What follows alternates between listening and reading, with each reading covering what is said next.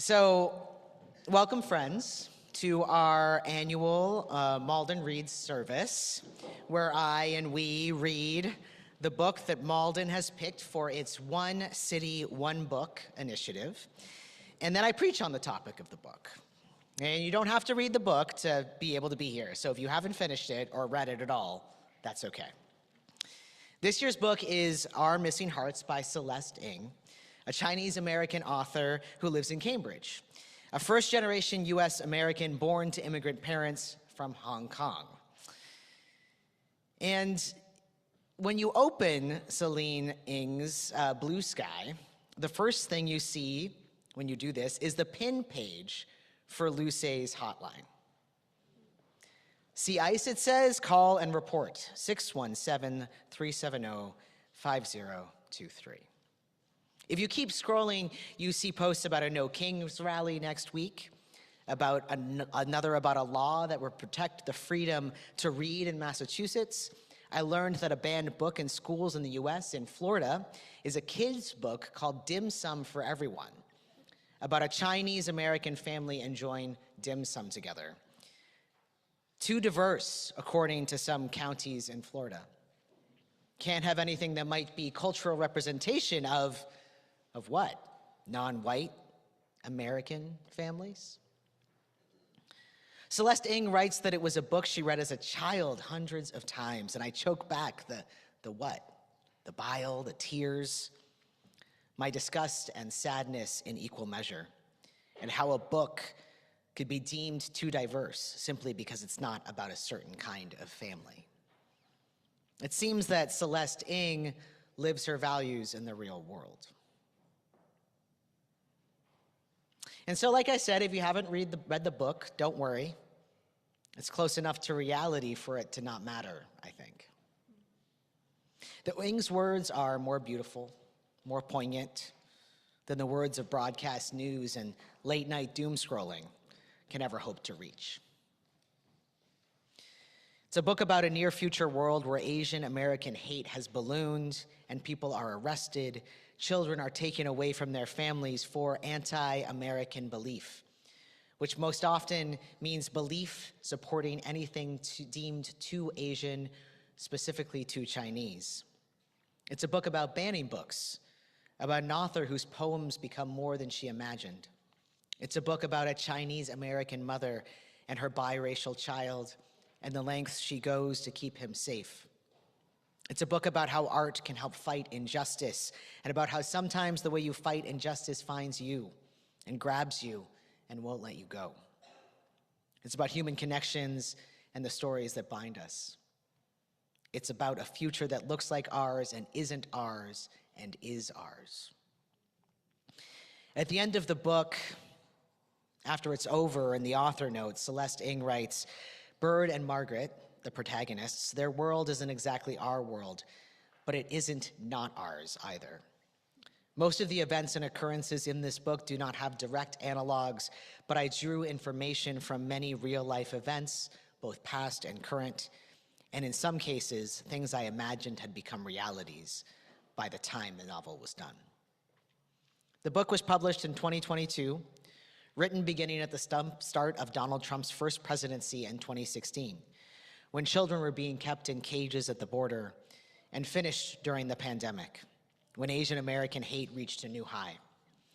And yet in reading this book, I felt like it could be describing an only slightly modified 2016, where the top group being attacked were Asian Americans and non-immigrants from Central and South America or Muslims, which is not to say that Asian Americans and Asian immigrants haven't been impacted by ICE. There are ICE sweeps happening in Asian American communities. Visa policies are changing what has impacted many students from Asian countries, which is where most international students are from. Perhaps it's this false narrative that they are safe that actually makes the book more important. Perhaps the narrative that there is only one or two groups that are affected makes it easier to separate us, to push claims that only one type of immigrant has it easy, which is simply not true, unless you're a white immigrant from Canada, like me. Now, the story begins by following a 12-year-old biracial boy whose mother is a Chinese American and whose father is white. And his mother, a poet, leaves when he's 9 years old, and he doesn't know why. But eventually, and here's where our reading comes in, he begins to see words, and they're words that she wrote in a poem, all over the place, used as a rallying cry against the laws that take these children away. Our missing hearts, it says. Where are the missing hearts? The words of his mother, part of a movement against this unjust law. But he doesn't know where she is or what she's doing, but her words, they live far beyond her. This month, at First Parish in Malden, as we examine our theme of stories, we think about who writes the stories. And the book brings up so many questions about that, about the propaganda that gets spun on news stations and in classrooms to convince us of a certain narrative, and about the art of resistance, the stories we cling to help us find seeds of hope, to remind us that things don't have to be this way, to help us see that, as Celeste Ng said in an interview, people still laugh when the world is ending. We still make meaning even through heartbreak. There is joy alongside despair. But it's also a story about the author writing a book she didn't want to write, but poured through her nonetheless. It's hard to ignore the backdrop of when Ng wrote the book. But the thing is, she wanted to write just a story about a family not unlike her own, with a Chinese-American mother and a biracial son. She wanted to write a story about a mother who's an artist, perhaps an author like her, and a son who couldn't understand why she loved her art so much, perhaps even more than him. But writing a story in 2016 brought the reality of what was happening to her. Children in cages, writing through 2020 brought hatred during the pandemic, where the administration originally called it the China flu. This hate against Asian Americans. What would this look like, she wondered, just a few years in the future? And she tried to leave anti-Asian sentiment out of the story. I'm sure you can imagine why. The focus on her family, the fear that her publisher would only think that it was of interest to Asian audiences, as if we don't have something to learn from perspectives that are different from our own. But sometimes stories come forth out of us without us having a choice. And she said this is what happened to her. I'm reminded of the Old Testament and Hebrew prophets who said, "Not me, God," when they were asked to do prophetic things. We Unitarian Universalists see prophets in our own times, in the words and deeds of people who share their wisdom with us. I think Celeste Ng certainly qualifies, perhaps especially because she tried to avoid it. Perhaps, for me, the most poignant and difficult part of the book was its focus on children and how children are taken away from their families, and how one of the novel's two protagonists, Margaret, does whatever she can to keep her son, Bird, the other protagonist, safe, including leaving him in the care of her white husband with no contact with him after age 9, so that he's not taken away from at least one of the parents that cares for him because of anti-American sentiments. People are making these kinds of choices in our communities right now. In one scene where they're talking about how any book that talks about China or Asia, or is by Chinese or East Asian authors, were removed from libraries, Margaret, one of the protagonists, says, "Those librarians, it was cowardly for them to remove those books."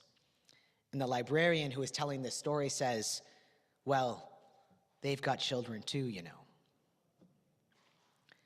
This line stopped me. Most people I know who have children would do anything to keep them safe.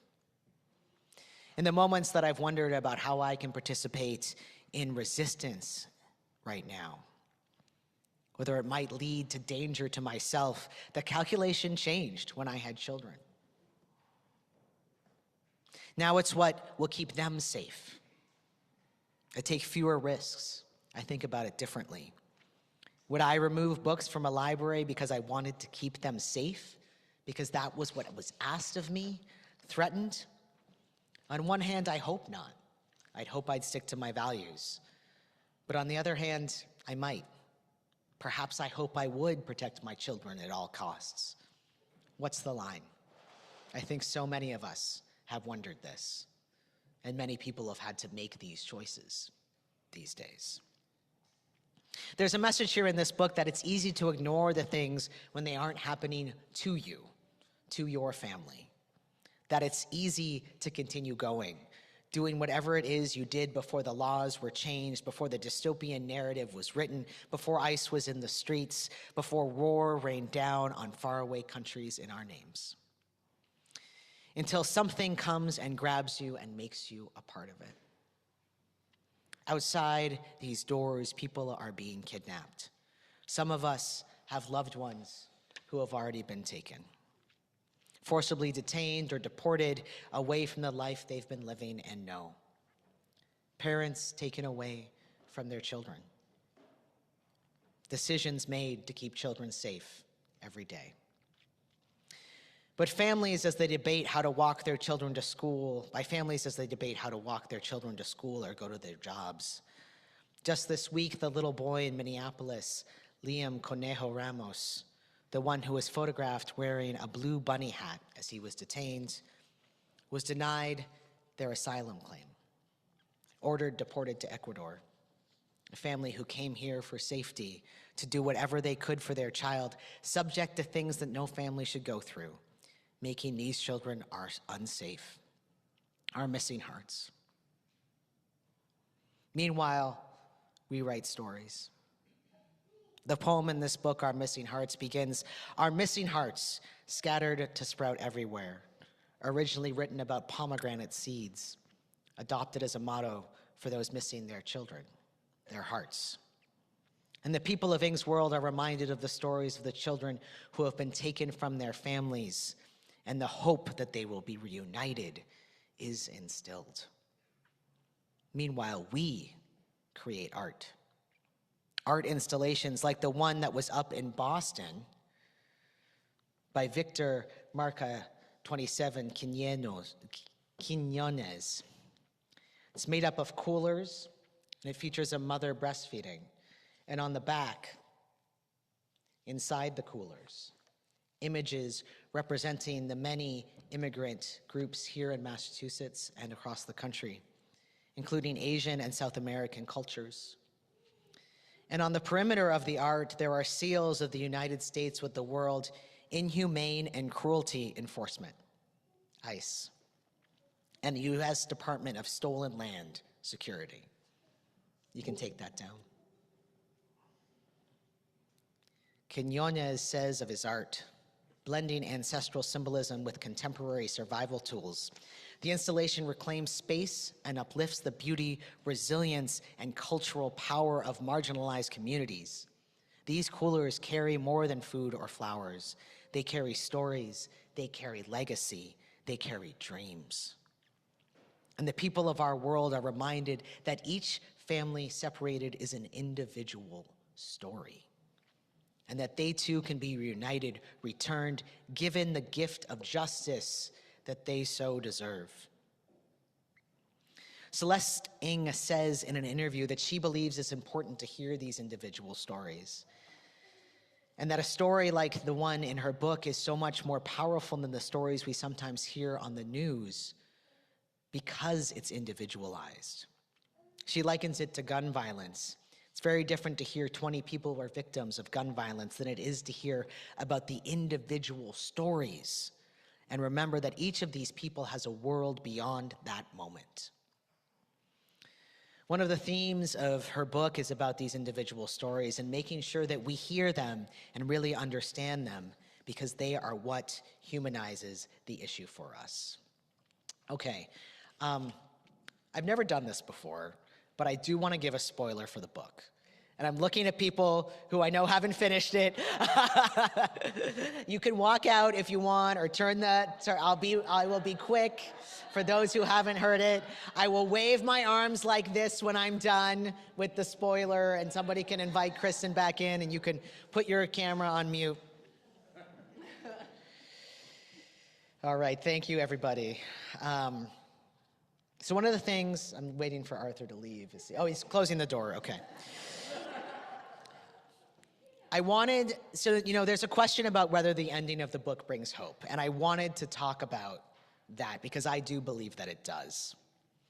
One of the things that Margaret the poet does is that she spends the time she's away from her son collecting stories of all those who have had their children taken away from them. And then she plants tiny speakers all over New York City, ones that are hard to find and hard to destroy, that this is the project that she's working on, right? And so what she does is she broadcasts the stories of all of those who are taken. She writes about what happened, but she also writes the stories of their lives, the sweet stories about what happened to them. She says she wants people to remember more than their name, more than their faces, more than what happened to them, more than simple last facts that they were taken. Each of their names needs to be remembered as a person unlike any other. Not a name on a list, but as someone unlike anyone else. And this changes people. We don't necessarily see all of it, but this act of resistance is remembered by people throughout their lives. It might not be the single thing that changes the tide, but you can imagine a world where hearing this changes us. Stories change us. We have to listen to the stories. Okay, you can bring her back in, or anybody else. The spoiler is done. I think that brings hope. Who writes the stories? It's the loved ones of every person taken. It's the ones that have enough safety to speak out. It's the artist who reminds us that each cooler is a story. It's the words of Liam Conejo Ramos's father about their experiences in detention and how scary it was for them. It's in the book that allows us to get to know someone whose life mirrors that of someone taken by ICE today. It's these stories that can give us truth and give us hope. Remind us that humans are experiencing this.